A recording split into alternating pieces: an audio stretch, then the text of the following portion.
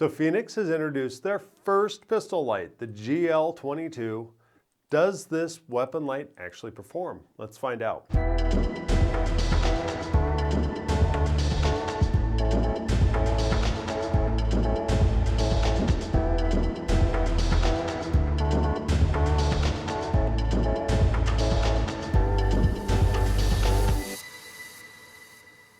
After having tested this GL22, I'm actually pretty excited about what Fenix has to bring to the pistol light realm. So first impressions of the light is that this is a TLR8 looking light, although it is a fair amount larger than the original TLR8.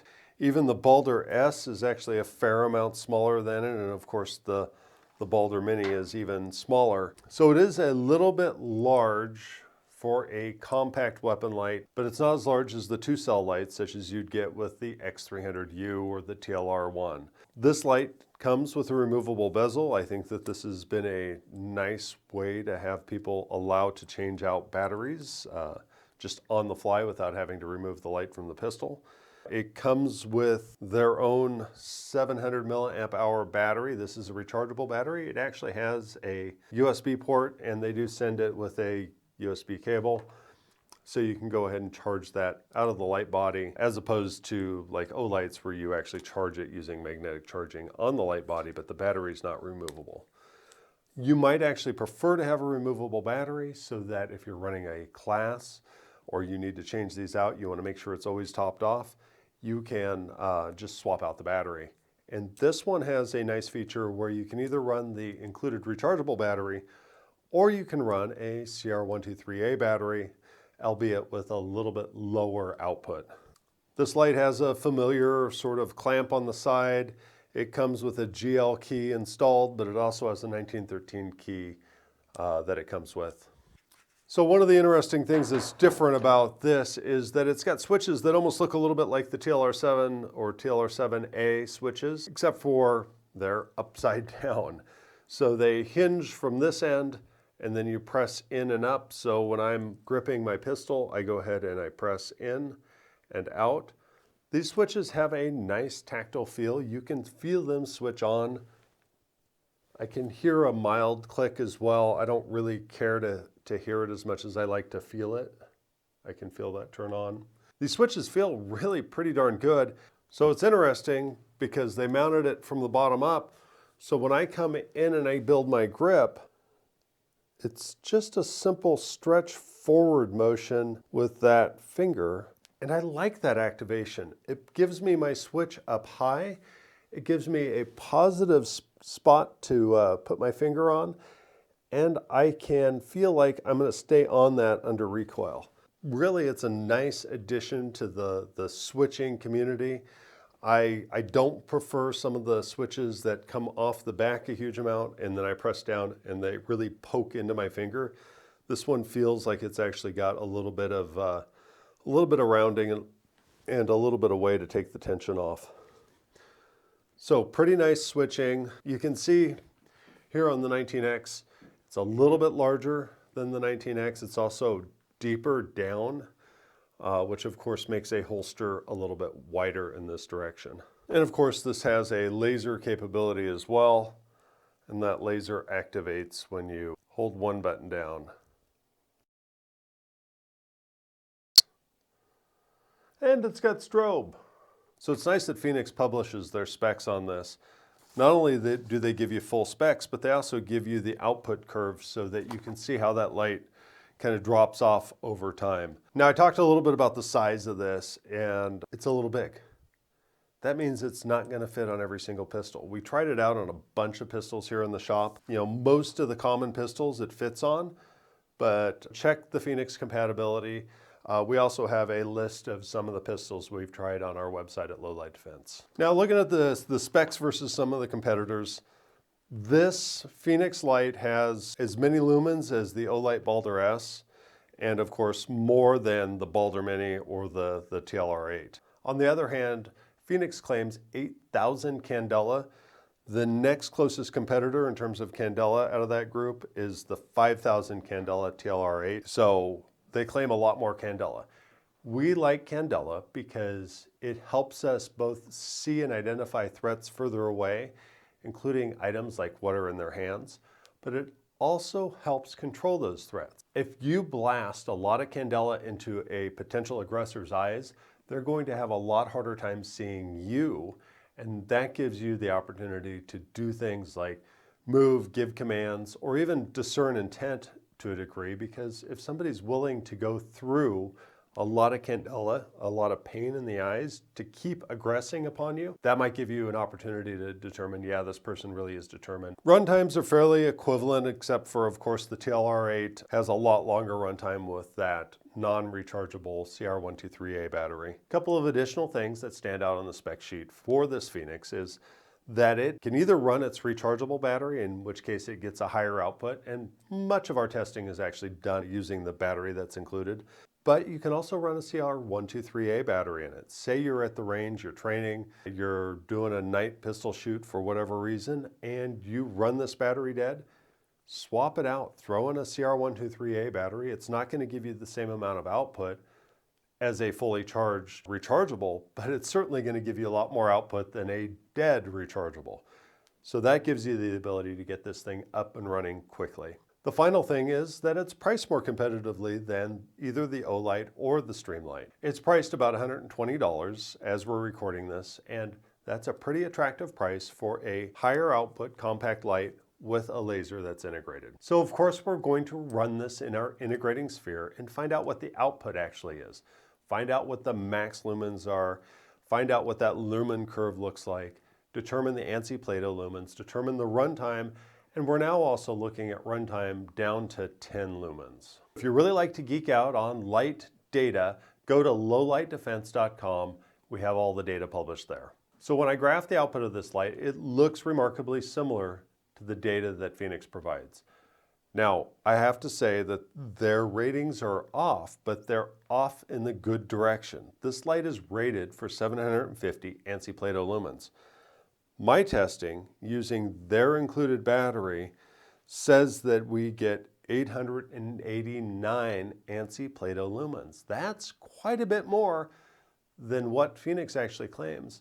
And that's getting up into the territory of those full-size lights. You know, the Streamlight TLR1HL, it's getting pretty close. Now, Fenix claims 35 minutes of runtime, and we got 29 minutes 45 seconds. Finally, Fenix claims 8,000 Candela, as we talked about earlier. We got 99% of that. We got 7,967 Candela. That is well within the error margin range of this equipment that we've got. I would say Fenix is right on with their claim of 8,000 Candela. One of our new tests is to run cycles of these lights. Run them for 15 seconds on, then turn them off for 45 seconds, and we repeat that 10 times.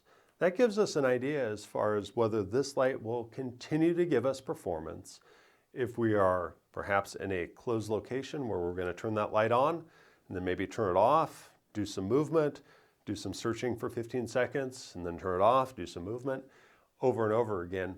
We want a light that's going to maintain consistency with the output. And what we got from the first to the last was a 97% consistency. We've only been measuring consistency a short amount of time, but this light is one of the more consistent ones that we've measured in that time. It has lasting performance that will keep going as you cycle through the modes on this light. We also use our gonimeter equipment to measure Candela at an angle, and that tells us how bright that light is on the hot spot, and then at various degrees off of the hot spot, how bright is it? And we find out that this light actually has a fairly large splash or flood where you can see peripherally fairly well. And what I like is that they do that while maintaining that high Candela output. I like a little bit of flood with a lot of Candela that I can get on my target. For instance, at 5 degrees off of center, this light produces 2,000 Candela, and that's an indication that you can go ahead and get a little bit of a cone of light that helps you see your environment. We know it's not only about light output, but we also want good quality light. Now, color temperature tells us how warm or cold a light looks. I prefer a color temperature around 5,500 Kelvin. This light comes in a little bit above that at 6200 Kelvin, but it's still less than many of the competitors. The other thing we want is a good color rendering index, or CRI. We're just using the average CRI, called RA, for our measurements. For a LED weapon light, this light had a respectable, but kind of in the realm of similar performance as the rest of the lights, of 70.4.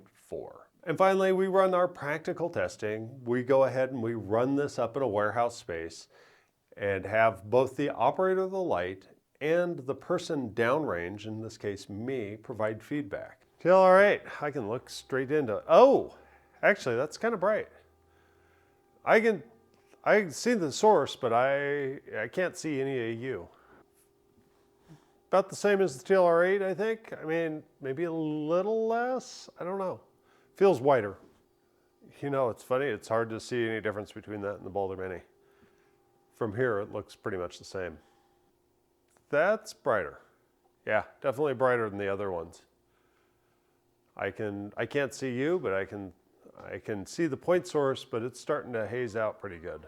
In this case, for white light output, the GL22 outperformed both of the Olight and the Streamlight. It provided better flood, a hotter hotspot, and better ability to see target details. Now, for me at the other end, I found that this GL22 was pretty darn bright. I didn't really want to look in it. As a matter of fact, I found it brighter than one of the rifle lights that we were also testing at the same time. Now, I think that that's pretty good praise of the light output of this fairly compact little light laser combination. So I've got a little comparison matrix here of the Fenix GL22 versus our Olight Balder S, our Balder RL Mini, and our Streamlight TLR8. So looking first at ANSI Plato lumens, the Fenix GL22 beat everybody by a little bit, coming in at 889. The next closest was the Olight Balder S at 794 ANSI Plato lumens. As far as max candela, the GL22 was far and away better than everybody else. The GL22 came in at 7,967, which is pretty close to double everybody else. For color temperature, the Streamlight TLR8 comes in closest to my favored 5,500 Kelvin. It comes in at 5,977, whereas the Fenix GL22 comes in second best at 6,218. Finally, for RA, all of these lights are within about 4 points of each other, but the Fenix did come out marginally better at 70.4, which was just 0.1 better than the Olight Balder RL Mini, not the newer Balder S. Finally, for price, we know that it beats everybody else pretty well unless you get in on one of the Olight flash sales. I would be remiss if I didn't talk about holster compatibility. This is a fairly new light on the market, and I think all the holster manufacturers, Works included, we're looking to see how well adopted it is before we make holsters for it. You might find a local custom manufacturer that would build on your specific light and your specific pistol. So I have not found a production shop right now that is making holsters for this GL22 in any sort of mass volume manufacturer like we do. And I will tell you, based upon the size of this light, it will not fit into a TLR8 holster. So what are the pros of this light? I think it's got great output, it's got good color quality, and it's got really good switches, and it feels like it's a durable light. I do like that you can swap out and run either their higher output rechargeable battery or a lower output CR123A battery.